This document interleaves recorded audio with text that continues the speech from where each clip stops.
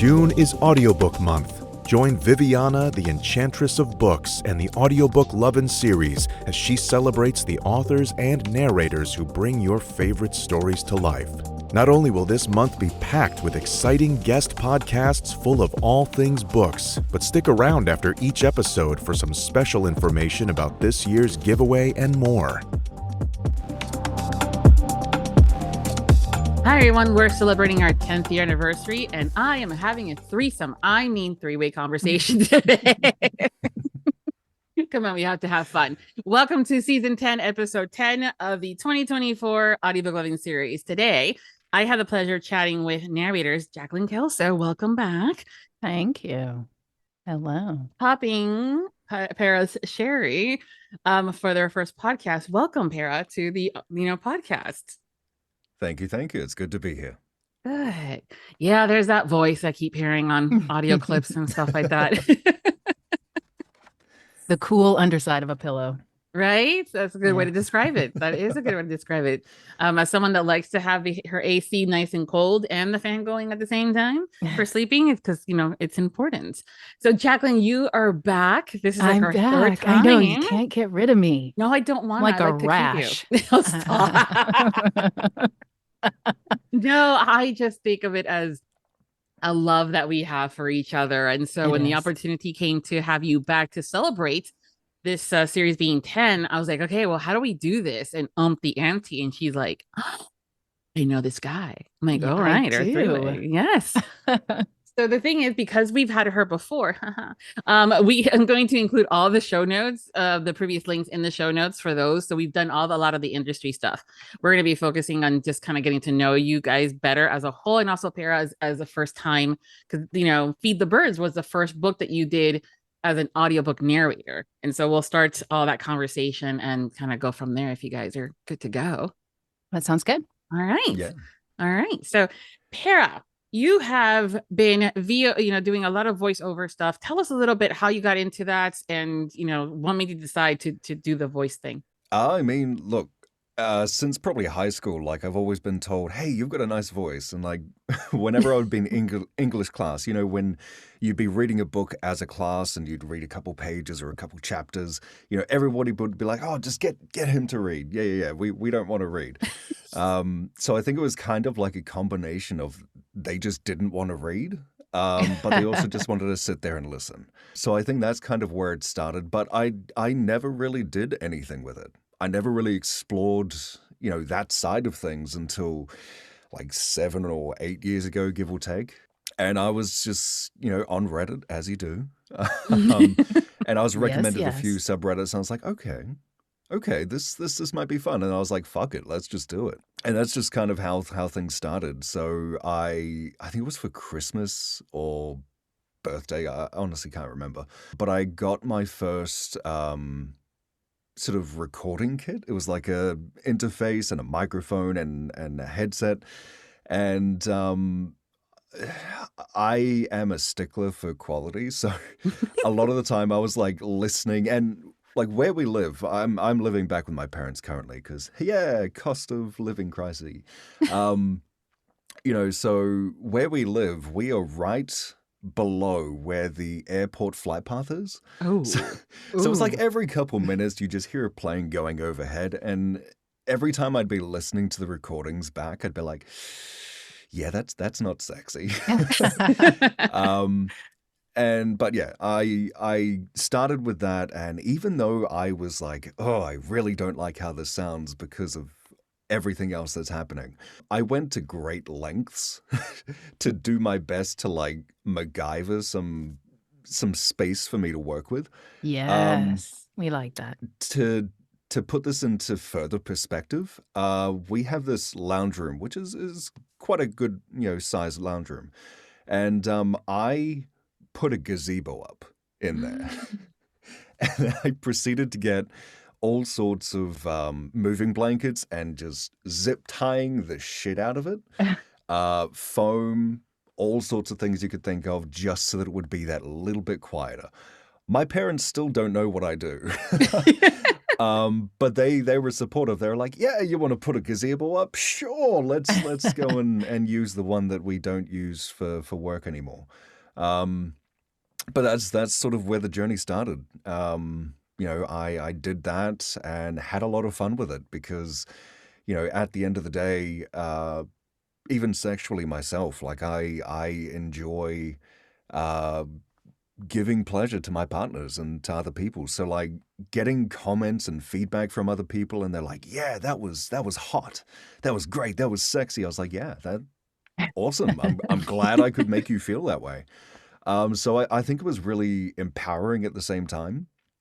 And because with life, you're just so busy trying to get a job and money and pay for bills and everything else.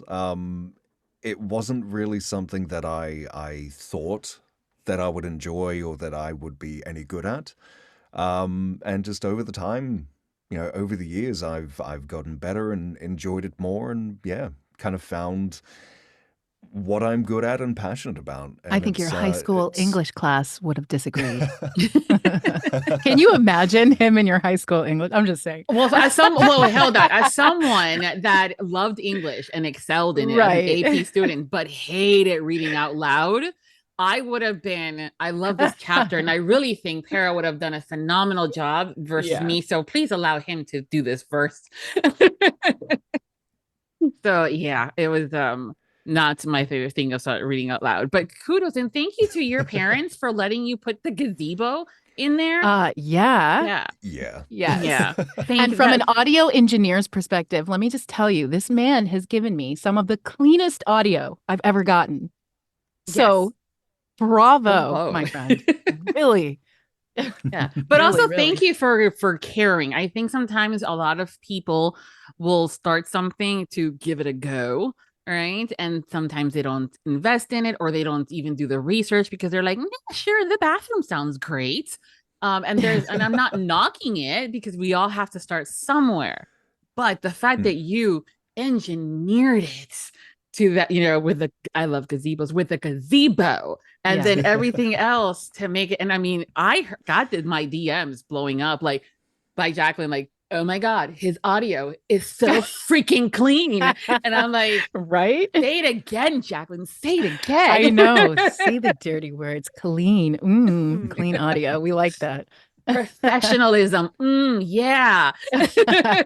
Negative 60 dB noise floor. Yes. Well, that's the thing too, when you have a voice, and Jaclyn has one of those too. Anytime I get a voice note from her, I get all giddy. I'm like, I'm gonna hear her voice. She has the best evil laugh, by the way. And so I can totally understand that whole thing where anytime that you open your mouth to say something, people will be like, yeah, keep talking. Because you have this tone that is on that deeper register, but not quite. I mean, it's just enough where it's still like you're not getting into that graveliness unless you're, going there purposefully. But every time that I was hearing anything, I was like, okay, great. He sounds good. Plus the sound again, clean audio. But it was fantastic. I was like, Jaclyn, how did you find this man? How did we? I don't know. Yeah, no. He was brought to me by an angel, my PA, who is incredible, assistant business manager. I think the project was not originally pitched as duet narration. I don't remember. Maybe it was. I don't know. We set out on a hunt to find someone, and Barrett, the character, was really kind of complex, in my opinion. Lots of emotion, sensuality. So I figured it would take some time to find someone. And then Anne sent me him, I think maybe the second day. Yeah, the second day we set out on casting. And I was like, ma'am, he's perfect. Like, boyfriend audios are pretty prevalent now. You can find them. There are Patreons dedicated to them, Reddit's a whole app, I think, dedicated to them. But what you don't find is the level of talent and professionalism that we found in him. That's not easy to find. We just kind of spitballed with him through direction, and he went with it. Ate, cleaned the plate, no crumbs. And we were just really impressed and pleased with how much he was willing to be like, yeah, fuck it. Let's do it. Let's do it. Yeah. It's just refreshing to discover like an artist. That's how I see it. I hope that's not weird. We're like, oh yeah, you're a voice artist, you know? Like I said, you can find the content creation if you're looking for it, but as far as talent and professionalism and a mix of it, that's harder to find. So we considered ourselves very lucky with him. Yeah. So here's the thing, Para. I'm going to be completely transparent with you. There was a clip that they sent to me, and I'm like, who's this? and Anne was like, it's Para. And I'm like, oh, who the fuck is this? Because I'm very particular when it comes down to casting and voices, because in 15 years, I have seen the good, the bad, the ugly, and the what the fuck things. And, you know, she just gave me the name first. And I was like, okay, great. This, you know, what's going on here? So she's like, go look. And I'm going, oh, okay. I went and I looked, and then I found. Yeah, we're like, this feels like a trap. Who is this guy? Right? And then so I was listening, and then I'm like, okay, but like, okay, he's good there. Okay, but there's got to be something else that's not as good. And then I kept looking. I'm like, no, that's still good. Okay, oh, that is good. Okay, I need a minute, and then come back, and then I'm like, okay, guys, yeah, okay, just cast him and everything. Yeah. So yeah, it was very much appreciated. But so that's how you guys connected and things like that. Para, on your side of things, you're getting a note from these individuals saying, hey, want to do an audiobook? How does that go about for you? Yeah, I mean, while doing everything, you know, that is kind of the reaction that I am always looking for with people that listen to my stuff as well. So that's great that you got that reaction that I was looking for.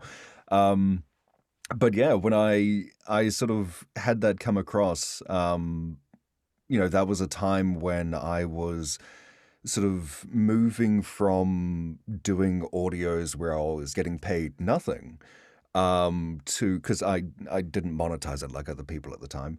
So I was doing like Upwork and just other, you know, works that I could find. And then getting that, I was like, huh, is this real? You know, because I mean, it was TikTok that I got messaged through. And so it was like, oh, yeah. This is unexpected. This is money. This is suspicious. Usually the case, not gonna lie. Yeah, but you know, I just threw caution to the wind, and I was like, you know, if it pans out, cool. I get to do an audiobook. I get to, you know, get that experience for one as my very first one to do, and then I get a paycheck at the same time. So like that's always good too. So I was like, yeah, just I messaged back, and we you know, back and forth like Jaclyn was saying. And yeah, I was just like, fingers crossed, I hope this works out. You know, I hope that I'm sounding the way that they want. And at the end of the day, just like with my own stuff, I was more so hopeful and focused on sort of encompassing or embodying the character that not only the producers and everything had in mind, but the author themselves.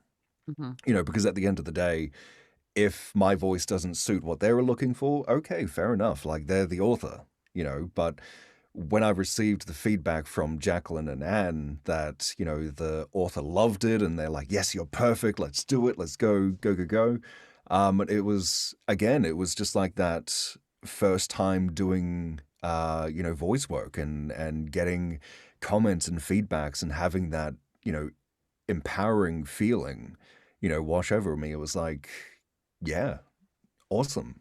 This is great. Yeah, so like as my first, you know, audiobook to do, it was it was really great. It was an amazing feeling. And I think sort of just bolstered my interest in keep doing, you know, what I'm doing and, you know, keep pushing forward. Yeah, because what you're currently, aside from you know, having this first book now out, is that you have a Patreon and you have a YouTube, because these are the things I find out when I go MI5, MI6, you know, FBI mode. But you also have a very unique branding, and now this is one of my love languages, and also very sexy talk for me. Is you have this branding that is consistent and it goes all across all your socials, and it's almost like mid-century pirate.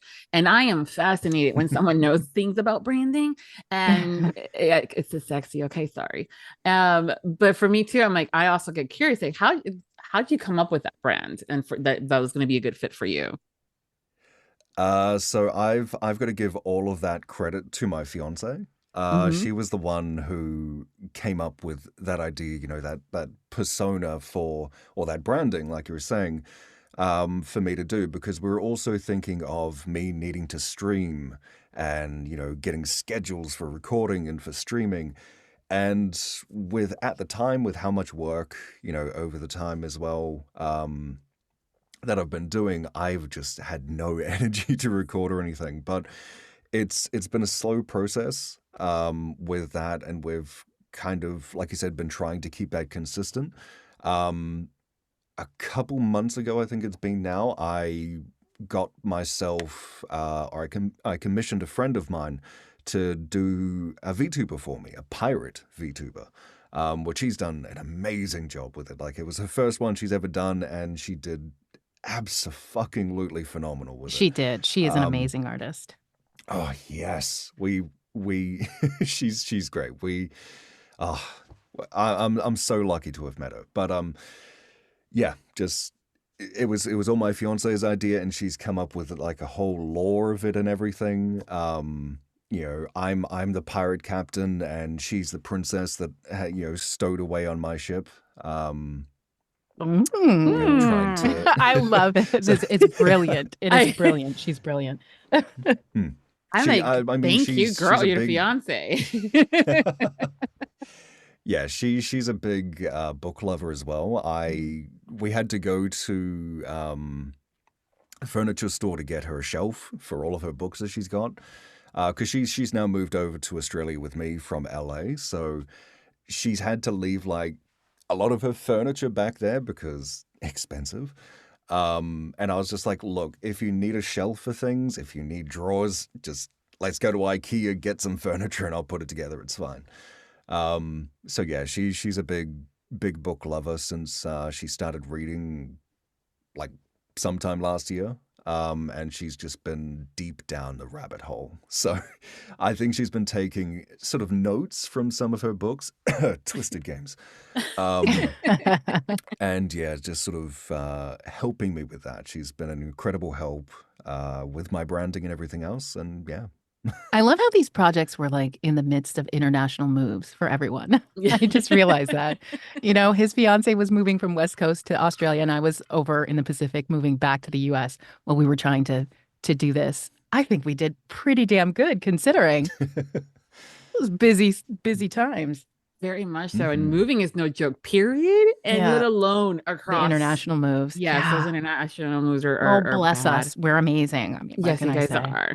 But Pat, I mean, your fiance is, kudos to her for, outlining everything. And I want that story of the captain and the princess. So someone, either she can write it, and then we know two narrators that I'm sure can do it. Or someone else get on that quick.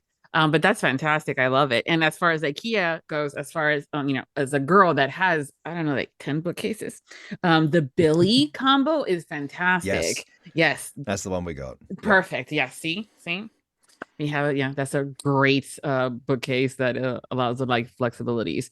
So yes, from a shelf to bookcases, that's awesome. I love that she's also getting into the world of books. There's just so many great stories to be out there and things like that. But I love also too that you again took everything really serious for your content and creating your branding. And so now we're gonna fast forward, and you got cast and you get a script. How was it? Okay, pretend like Jaclyn's not here. How was it working with with her as a co-narrator, but also Audio Alchemy and Anne, and as the whole process for you as a first time, book casting? I mean, I think it was a pretty smooth, process through the whole thing. Thankfully, it was either Jaclyn or somebody else. With the PDF of the actual book that I was sent, my lines were highlighted, which is great. because if it wasn't, I would have been lost for so long. Um, so I was just able to sort of, skim through the book itself to where my sections were, kind of read, the sections around it to kind of get a general idea of what was happening, and then record it because I have a shit memory. So even if I read the entire book, when I would go back to it, I'd be like, okay, what's happening? So yeah, I'd need to like reread We love a good manuscript everything prep. that's going on. Shout out to Yes. Anne. We do, yeah. I mean, there's a lot of people think, oh, I have a good voice, I can do narration, right? Or I've been told, and there's a lot of stuff that people don't talk about is that prep that is required to be able to then sit in front of the mic and do this. Otherwise, you're gonna find out that they're Russian accent, which doesn't pop into reference until chapter 45, and you're going, God, I've been doing country this entire time. So I mean, I love me a good colored, color coded spreadsheets, and the script is another thing too that I love to color code. But yeah, so you got everything already pretty much done for you then from that perspective from Audio Alchemy, right? Yeah, I was Yeah. I was very lucky with that, and it made the whole process just so much easier. Yeah. So once you have that and it's all done, you still have to prepare for this character because he's not, I mean, this is a retelling. I mean, tell us more about this, Feed the Birds that you guys can remember. Since you said that, you have a bad memory. but still. So Jaclyn and guys, tell us about this production that people have been going goo goo gaga over. Hold on, I got a mouthful of Red Bull. So Feed the Birds was by the incredible Dakota Wilde. Love her. So it's a gothic, erotic period piece with elements of the supernatural. I mean, you can't go wrong with that, right?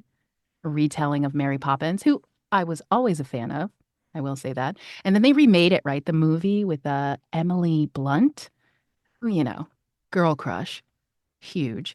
So it was just a really fun, quick, hot listen. I think it's I want to say it's the first period piece I've done, like ever in years. Isn't that amazing? Yeah, I've always been a fan of Mary Poppins. And I think initially I heard the project because a mutual of mine in Dakota's, another phenomenal narrator, Paige Reisenfeld, she did an excerpt for Dakota on the Femme Narrator Takeover. And that had come across my FYP. And she had done an amazing job. It was memorable. So when someone had actually shot me the audition, I remembered it. And even though I was about to make an international move, I was like, why not? I'm not busy enough. Why not try? So I went ahead and auditioned for it. And I think at the time it was pitched as a solo project. Maybe I could be wrong about that. I keep saying that, but I don't know. And then I thought, what Alchemy does is we like to focus on duet narration just because that's my preference, listening. I'm not really much of a listener, but I'm a producer and I like duet narration. So that's when we set out trying to find our Barrett. And we found him and it was good. And when Anne does her manuscript prep, she goes through the emotions that the character is experiencing at the time in that scene. Because, Alchemy just kind of celebrates the art of human narration. Yes. And part of that is time constraints. we like a clean, concise, easy project for our narrator partners. That's really important. So her manuscript prep is otherworldly, and she is the narrator whisperer and hands us everything that we need for the recording process and post-production. It's really great. Yeah. So for you, Para, you have the script, everything's good there. We're going. How did you prepare emotionally for Barrett? Because there is a lot of emotion there. There is. I think, I think what I did was just, like I said, I would see my lines and I would go through, bits and pieces around that, and then read further on to try and get a general idea of, what he was like, where he was, you know, because it is a darker sort of audiobook, he's more sort of depressed and everything because of the situation that he's in. And I think that came across a lot in his lines and how they were written specifically. So, like, I'm sure you guys can, understand that. Like, when you're reading the words from a character, it's like, oh, this is my take on this character. This is kind of how they come across. And I think when it comes to myself reading, and which is why I'm very particular about the scripts or the writings that I record myself. I'm a real pain in the ass with that. Standards. We like a particular man. Listen, we have standards, okay? Yeah. We have standards. But I think when I was reading through, reading through his lines, it came across really clearly the tone and the kind of character that he was. So it didn't really take much prep or anything else for me to do. I was just like, let's just read it and let's try a few different things, different tones and whatever else. And then I took the best takes and I sent it off to Jaclyn, and she was like, yep, I want this one. This is perfect. This is amazing. And I was like, okay, lock that in. And I just went from there. And he nailed it. Yeah. Barrett is a bit of a tortured soul. You've listened to the audio, a bit of a tortured soul. He's very much a tortured soul. And he, I like roll recording. I don't do punch and roll because I feel like if I meet a narrator who is satisfied with the first take that they have, I would call them a liar, because we all re-record. We're all not all of us, but most of us are picky about what we send. And Tara's much like me in that. And so I feel better sending off options. And he did a phenomenal job with the direction, just took it, gave me just a buffet of emotional range.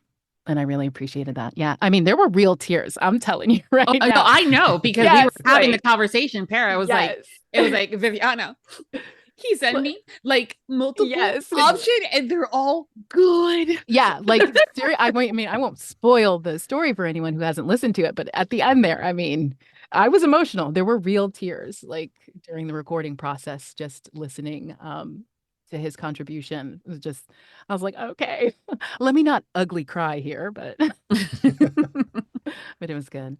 Yeah. Oh, I love that. I love that it was, the chemistry for the two of you, even though you guys were not in the same room, you guys were not doing this via Zoom or anything like that, was the way that you guys put your energies into it and your performance into this. It was as if we were watching it performed live, right? In the moment. And that's, I think, a true testament to the artistry and the talent that both of you guys have, as well as the author writing, the stories that we get to listen to. So this is fantastic. I was over the moon with it. And I know that a lot of listeners were like, oh my God, we want more. I know, right? The way their story ends. It's like, well, it will remain a mystery. Yeah. Authors, man, I love y'all, but sometimes I hate you. Dakota's like, oh, I'm going to rub this in real good. I love her. She's amazing. Yeah. Yeah, she was. And that's the other thing too. I love it when the authors are also happy with the audiobook. Yeah. And the performance and the characters and how you guys portrayed their babies, because these are their babies, right? Yeah. Yes. And so thank you. Yes. Thank you both of you for, doing this justice. And I know that the authors are very appreciative of that as well, when that happens. But I think I hear that there's something else coming to the, is Jaclyn? there? I don't know. Yes, there is. I roped him into another one. Well, the good news is you didn't scare him off. I know, right? Yeah. We don't want to do that. No. I'm Australian. I don't scare easy. Oh, well, I mean, I understand you guys have the big spiders and they have the big things, but even bring it up. Okay, and other animals and stuff like that. But when you get a spreadsheet that's color coded and there's multiple tabs, it's intimidating. Well, this one, it's funny because this next one, he had initially said no. He was like, no, I can't do that now. Why? And I was like, well, why? Why? Because of the accent work. Yeah, I think he has a great accent. So what's the accent for this character? fantastic accent. So in the midst, I think we had just wrapped Feed the Birds maybe like a couple of weeks earlier. And I had another project come across my desk by the fabulous Lana Skye.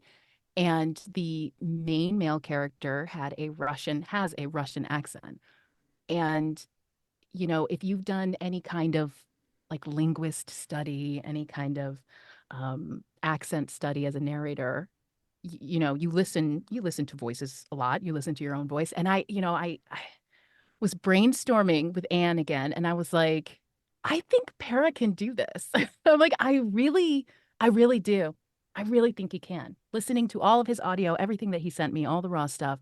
And she was like, you know, ask, what's the worst thing he can say? No? And yeah, he said no. He was like, I said, can you do a Russian accent? He's like, yeah, no, I can't. And I was like, okay. And then I let that marinate for a little while. And I was like, no, he definitely can. He definitely can.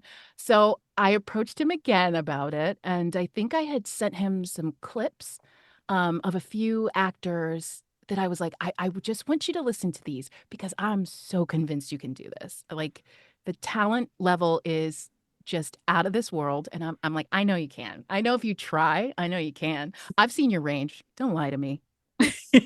And when I tell you the audio this man sent me, I was like, I threw my notebook. I was like, Anne, he said he couldn't do it. Like, he told me no. Baby doesn't like no. He told me no. And I was like, and he sends me a perfect Russian accent. Exactly what he listened to. I was like, this guy. Don't tell me you can't do it. I'm like, you did it. You did it. It's beautiful, swimmingly. Ugh. I'm like, shut up. All right, you're hired. I'm like, please work with me again. Yeah, he's fantastic. So he dove right into that one, and yeah, more beautiful. So you were being very supportive, and yes. You know, not pushing him at all into this. No. But you're like, I know your skill sets. So Para, on your end, you're going, she's a lunatic. Yeah, I'm just not very good with accents. I haven't done like any work with them or any classes or courses. The only accents I am confident in knowing how to do is Australian and New Zealand. Well, the English accent you pulled out in Feed the Birds was great too. Silence. Yeah, I know. Like he's like that was just me trying to process how I did the accent. I was like, okay. How did I do that? Well, so the narrators that I've spoken to, when it comes down to accents, because that's usually also a question that I ask is like, you know, what's your favorite? Because we're suckers for accents, and you know, what's your favorite accent to perform? And then when they start telling and you know, talking about the accents, they have also said about how, you know, the British accents is up here, and then you go into an Australian accent, you know, depending on the tongue. And I'm just listening, because this whole like front of the tongue and everything is not something that I can visualize for some reason. And also how to make it do what you want it to do is always fascinating. And so accents are a big thing, because there's also been reviews of, and I've said this before, there was one review that said, oh, his Irish accent was not the best.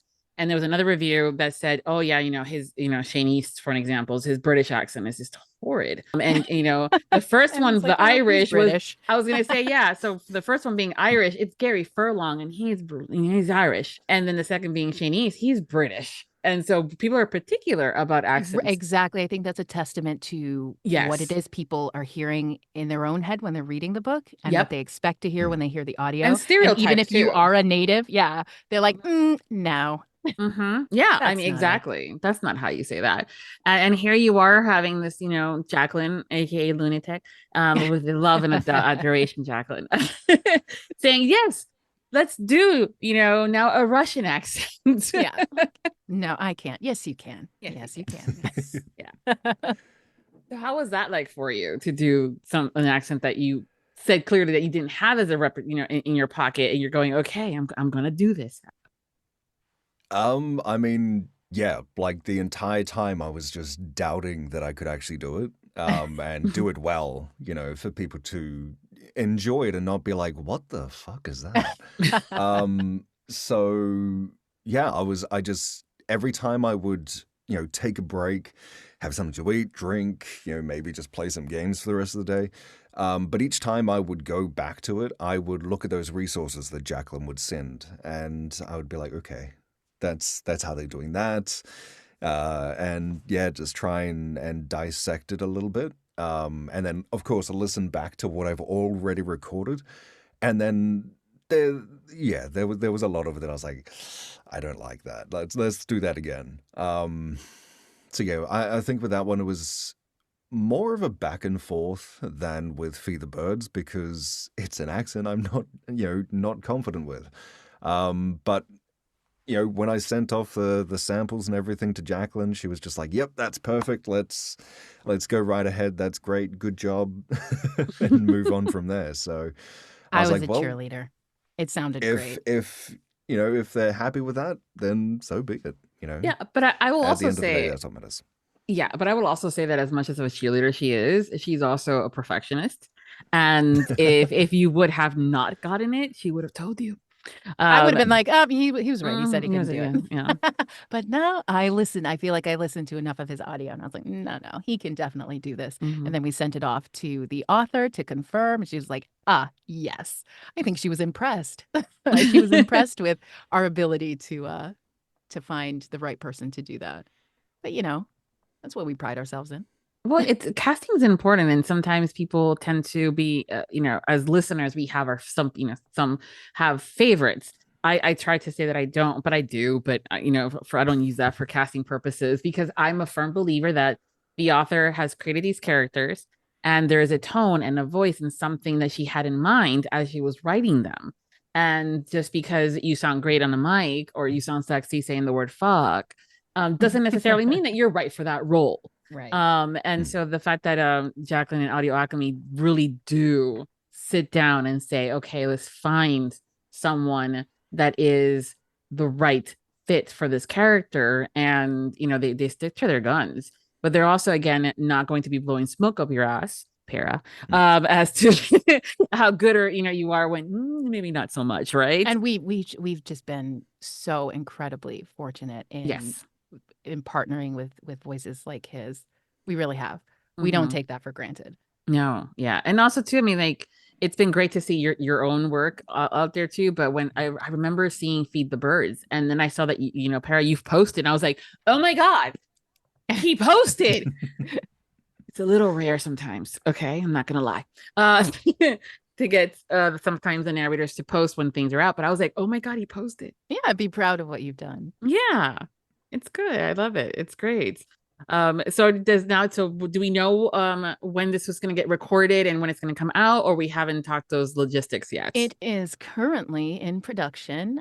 Para has recorded his part magnificently, I might add. And so that is going to be released, I think, next month in June, maybe a little bit earlier. It's a short one. Okay. Well, June is Audiobook Month, which is why we're doing our 10th year, celebration. Yes. So that's right. And that's when it's okay. So by the time this airs, yeah, it might be out already. And it's a sexy one. Like I do anything else. I mean, like I've done. But yeah, this one brings the heat. Well, I mean, Russian mafioso, good writing, great performers. What's not to like? Yeah, little paddle slaps. Few little surprises in there. There'll be some Easter eggs. Yeah. Here's an exclusive, a sneak peek into Confession by Lana Skye. Greedy. A nail tip grazes me as he scolds. So damn greedy. But you learn this gift in due time. A probing finger plunges into me, taking me by surprise. I feel my inner muscles spasm as he teases me with a hint of fullness. I can't help but groan when he cruelly pulls away the contact. Soon, Angel. But you know how this works. Get me in a good mood for our inevitable conversation. A tremor in his voice reveals a fracturing of his control, and I feel genuine concern break through the cloud of lust. Just what the hell does he plan to discuss? As he pushes me forward, there is no time to worry. Pick, he demands. Sighing, I focus again on the wall of tools. He chuckles grimly when I point to one of our most used objects. a slender leather-hilted knife. Good girl, He says, with another unsettling laugh. as you wish. That's fantastic. Para, after you do like 20 books, I'm going to have you back or something. I'm like, so how's it going? Because I'm like, the romance community is fantastic. And the authors, there's something for everybody, from the contemporary to the rom-coms to the kinks to the aliens to the shifters. I mean, a good list goes on. And the fact that we can find something for everybody is fantastic. Now that you've done, technically, since you already did record your part, you've done 2 books. Mhm. And I would hope that you will continue to want to do more books. Is there something like a genre that you're looking into that you're like, oh, that might be fun, especially since your fiance likes books? So it's not like you don't have a place there to go, what genres are good?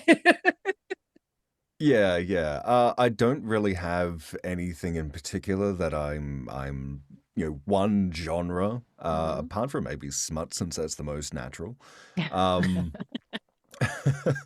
yeah, I'm just sort of focusing on my own content at the moment and trying to get it more consistent, which has been a journey, to say the least. A lot goes into Yeah, that. I know so a lot goes into that. Yeah, it's Yeah. really time consuming. Mm-hmm. Yeah. yeah, I'm back home, working with in the family business and everything, so that's kind of taken up a lot of the time, and then having to do extra stuff and just not having as much time.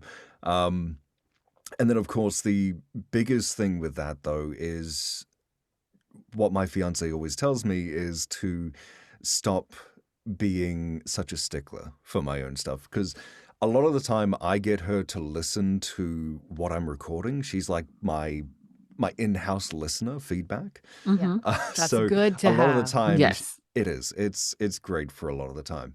But then other times when I don't like something, but she's like, keep that in, don't you fucking delete that.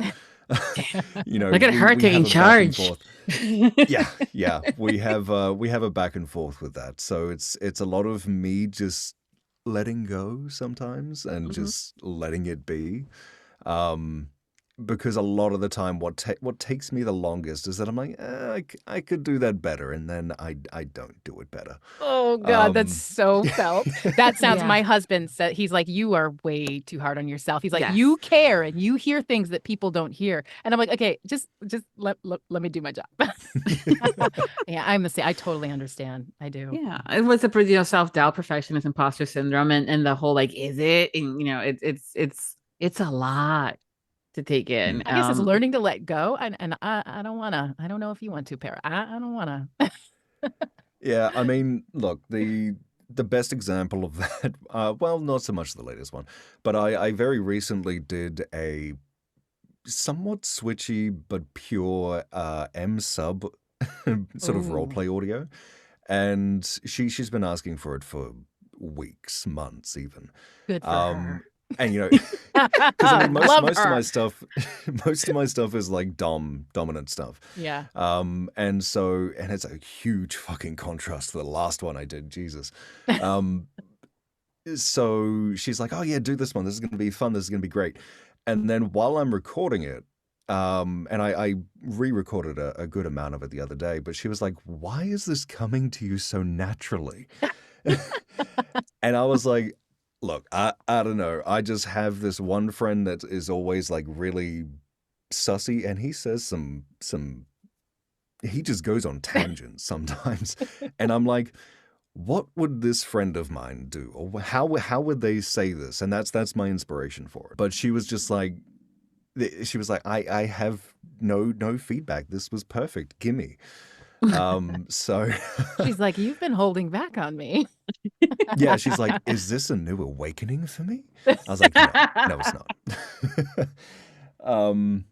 But yeah, no, a lot of the thing recently is trying to focus on my own stuff. But any audiobooks in the future, I think the closest genre would be smut, because again, that comes naturally, and I feel that would probably be my better performances out of any other ones. But you never know. Mm-hmm. You never know. You never know. I don't know, for some reason, a mystery thrillers kind of comes to mind when I hear your voice too. With some erotica elements, right? Well, yeah, I mean, love the smut. Yeah. I was gonna, and stuff, but that's also where the variety comes into play. You know, so you were mentioning your stuff. So you do all your own writing for the audio clips and the stuff that you do for for your streaming and all that fun stuff, right? Once again, my fiance takes all the credit for that. She does a majority of my writing for prompts, for scripts. I do have another quote unquote official writer who's a close friend. She does amazing work as well. But the reason why I mostly get either of them to write my scripts is, again, because I am annoyingly particular, and I will take that, because sometimes I read other people's stuff and I'm like, I don't like the phrasing on this. I don't like how this thing is set up. And I mean, I can write scripts myself, but I don't want to. Yeah. So when you have trusted sources that know your voice and know what you like, that's such a plus. Yes.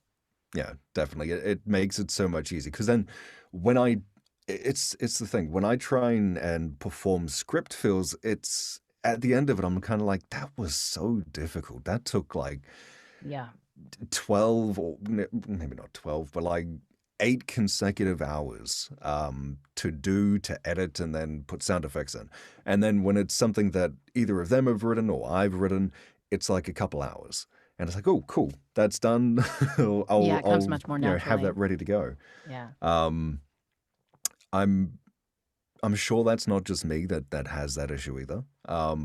But yeah, it's just like with anything else, with TV shows or movies or anime, or with manga, like if I cannot get into the character, or if I cannot enjoy what I'm watching or reading or whatever, I'm going to lose interest very quickly, or I'm not going to do very good at it, and then judge myself even further. So yeah, I'm very lucky to have those resources, let's call them that, to help me get everything that I want to out there. So I'm very, very lucky for that. Yeah, but also, I mean, it's great to have that support system, but also that team that is providing you with the content and helping you and that trusts you and goes, oh, he's going to be so good when he says this. Yeah. I mean, she keeps saying, oh, you should have been the narrator for Akata, grr. Oh, for sure. Yeah, I could see that. Yeah. I can see that too. Well, I mean, at this point, I'm like totally in love with your fiance now. I want to talk to her on the podcast. I know. I know. I mean, I'll get her in the studio. Yeah. Yeah, no, that's again, having that support system is important. And as someone also that does her own business, and I mean, I can provide anyone with ideas for contents and stuff like that, but for my own stuff, forget it. I'm like second guessing, so no one's gonna want to know what the fuck I'm doing. I'm like, I need someone to tell me this is your script, and I'm like, okay. So I know the value of having someone on your team that can provide you with this information. Again, not blow smoke up your ass, but also provide you with something where you're going to be successful. So that's fantastic. You're lucky. We love a supportive king. We do. Well, everybody's happy. Everybody sees it, and also the fact that you're loving on them too. That's the other thing too. Sometimes I find that some individuals can be more protective and kind of take the credit of all the work. And I'm like, listen, I know your voice is good, but I know you have a team doing this stuff. But you're gushing over your fiance, which is fantastic, and I love that. And as well as your other resources are fantastic. I love it. It's great. But you guys have been fantastic. I cannot wait for this new Russian to come out into the world. Stay tuned. Yeah. I'll give you a little clip. I was gonna say thank you. Yeah, I'll put it on the YouTube. Remember you love me. On the Patreon. Yeah. Absolutely. Yeah. So I have a couple of fun little questions that I want to kind of go through because I'm curious. And then we'll go from there if you guys are ready. Yeah. Okay. Yeah, sounds good. Okay. So if someone was to summon you via a cauldron, What three ingredients or things would they have to have in order to bring you forth? Wow, what a Hmm. question. Wow. Candy? I mean, I'm not an idiot. I gotta see the candy before I get in the van. Sarcasm? If they bring that with them, that's hot. God, if they want to summon me. Dr. Pepper. Candy, sarcasm, and caffeine. Yeah. Oh, I'm such an easy hoe. I'm so sad. No, because you're going to bust out with what candy is that before I come through this portal? Yeah, chocolate. What about you, Para? It'd probably have to be fried chicken, but it has to be a very particular fried chicken. It has to be Filipino style. Ooh. Because that shit is just full of flavor. Like It is. Yeah. Games, because I'm a gamer at heart. So actually, no, yeah, we'll go with games. And then probably it would have to be computer parts. I need to upgrade my computer. I'm a nerd at heart, so if you give me games and computer parts, I'm set. But if there's fried chicken as well, you've got me. Yeah. See, the good news, I have all the ingredients for both God, of I you. hope you cannot hear my stomach growl. Oh my God. I hope you can't really. hear mine. Oh I was my going to. God. I haven't had I mean, his breakfast yet. mouth just watered when he was talking about the Like chicken. my stomach so- really Oh. just Yeah. responded to that. Uh-huh. Please. Not going to be a clip for people at all. No, No. not at Oh, all. God. Him going, I'm like, guys, he was talking about chicken. Stop it. Yeah, I'll just have the Homer Simpson.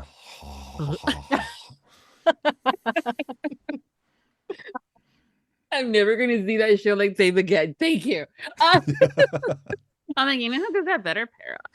Now you have to insert that sound clip of Homer I know. doing it. Just have it on your soundboard. Mm-hmm. I know there's certain things that, like I said, I have Jaclyn's voice all the time, and when I get those voice notes, and now I'm just gonna have to like have your voice too Do for not certain do things. that. Nobody wants to hear that. Can you just say this for me real quick? Just yeah. I'm so not that girl though, so it's like one of those like her evil laugh is My evil epic. It's diabolical. It's diabolical, and I kind of want to grab that clip of her evil laugh, so when I need to have my evil laugh, I can just insert that. Click here, boom, insert evil laugh. Now I'm gonna be like when I'm thinking about like chocolate chip ice cream, I'm gonna have like yours insert that. So, but Filipino barbecue is really good. So Oh, I hear you. Yeah, that's a good one, guys. That's a good one. What's the one thing you would try if you knew you would not fail? Oh, what would I try if I knew I wouldn't fail? I was gonna say dying. Oh my God. If I could come back, I want to know what's on the other side. But that sounds a little morbid. Wow, that's an excellent question. You go first, Para. I don't know. I try a lot. So try something if I know I couldn't fail, right? Yeah, because sometimes we don't do things because we're afraid of failing it. So if you knew you were gonna fail it. That's an excellent question. I think I do. I try a lot. I'm not afraid of failing. It is what it is. This is not a dress rehearsal, right? Life, that's all you get. That's it. You're done. I will make a fool of myself. Yeah, I don't know. That's a difficult one. I haven't really thought about anything like that before. I've always just tried shit, and if it didn't work out, it didn't work out. So yeah, that's kind of difficult to think of. Well, that's a good way of looking at things too, though, because I think sometimes as human beings, we're afraid of the unknown or how we may look by trying something new if it happens to be public, to kind of have that internal power, I kind of want to call that, where you're like, I'm just going to try because I want to fucking try it. And, it is what it is. It's really good. Something I wish sometimes I had more of. When I was going through theater training, one of the best pieces of advice an instructor ever gave me was, if you feel dumb, you look dumb. And so I just really kind of built a life and existence around embracing not feeling dumb, like just going for it, I don't know. It changes your perspective on a lot of things. I don't ever feel dumb. Even if I look dumb. Oh my God. I'm the girl that walks into the room as if I own it, even though internally I'm going, oh my God, oh my God, oh my God, oh my God. I kind of like it, yeah. When people are like, yeah.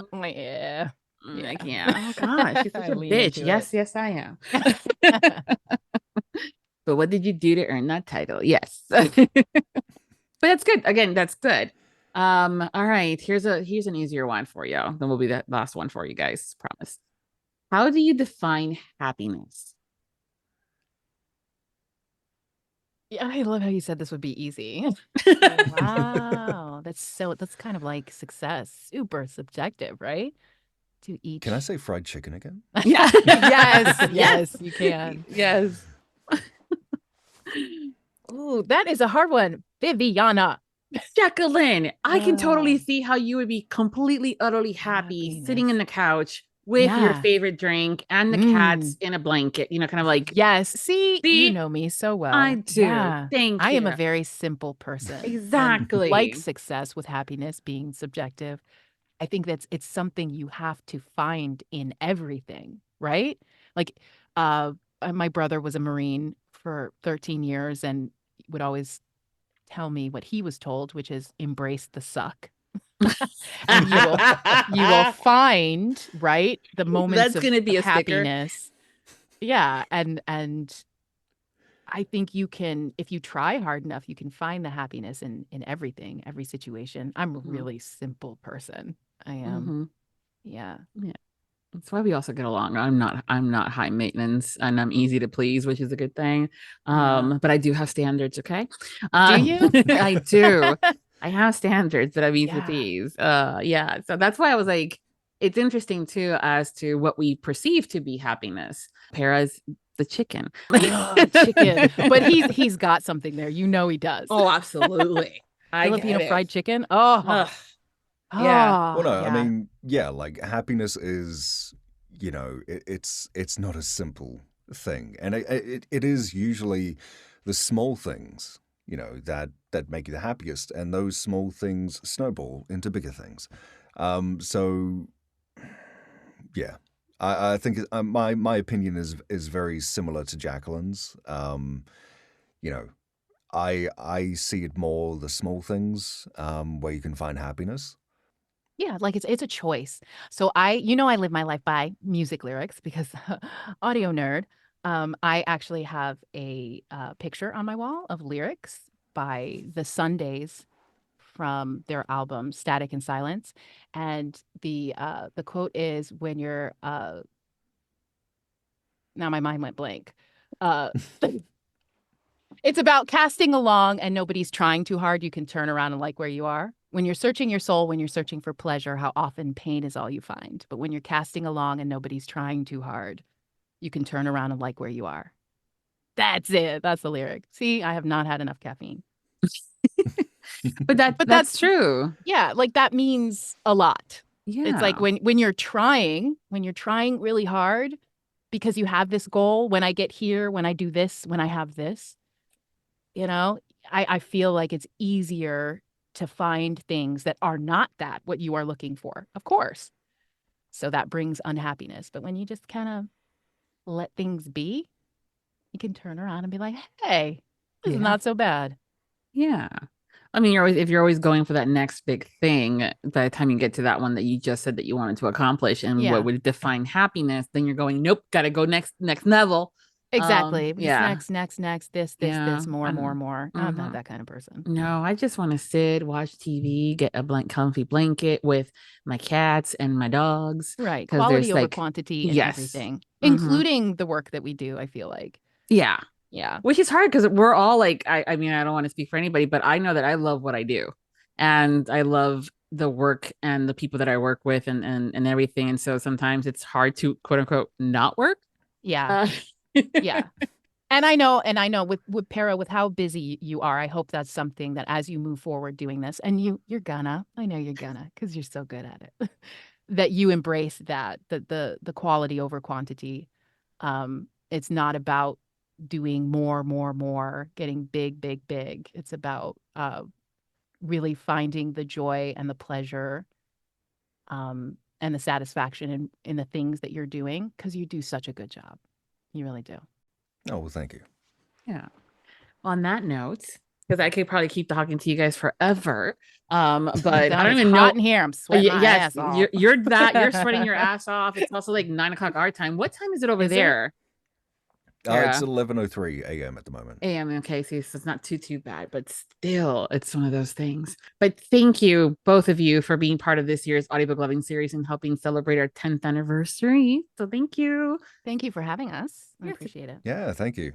Thank you. And everyone, thank you for hanging out with us today. And we hope you've enjoyed this chat as well as the series.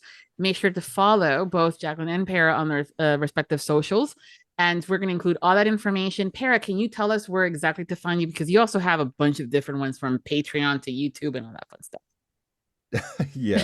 Mostly you can find sort of all my social medias and everything on Reddit. So that's Paradoxical with 3 X's. Okay, I'll include that. Triple X. I know. Dirty. Got it. Yeah, I've seen it 100 times, but I never dawned. And I'm like, oh my God, you're so slow. I got it right away. The story behind that was that Paradoxical with 1 X was taken, and then I was like, well, I'm doing smut, so let's put 3 X's in there. There you go. That was the universe. I was like, okay, I'll take it. That's fantastic. But we will include all that information as well within the episode's show notes over at the Audiobook Lovin Series page at Viviana Enchantress of Books. And until next time, happy listenings. Visit today's episode post to listen to sound clips of some of the books we discussed and enter the month-long giveaway. If you enjoyed the Audiobook Lovin podcast series and you want more, join the Audiobook Lovin podcast Patreon for early access to podcasts, exclusive content like the Would You Rather game and dinner party guests, and additional incentives such as bloopers, graphics, and much more. Support the podcast by becoming a Patreon at www.patreon.com/audiobooklovin. Thank you for joining Viviana and her guests for this podcast, and we hope you tune in again as we continue to celebrate Audiobook Month. The Audiobook Lovin Series is hosted by Viviana, the Enchantress of Books. Please make sure to visit the main page linked within the post to learn more about the entire Audiobook Lovin Series and the enchanting author and narrator guests who have joined us over the years. If you've enjoyed today's episode, please consider leaving a review wherever you listened, and please follow us on social media platforms and subscribe to the Viviana the Enchantress of Books newsletter. Until next time, happy listening. Audiobook Lovin hopes you have enjoyed this program.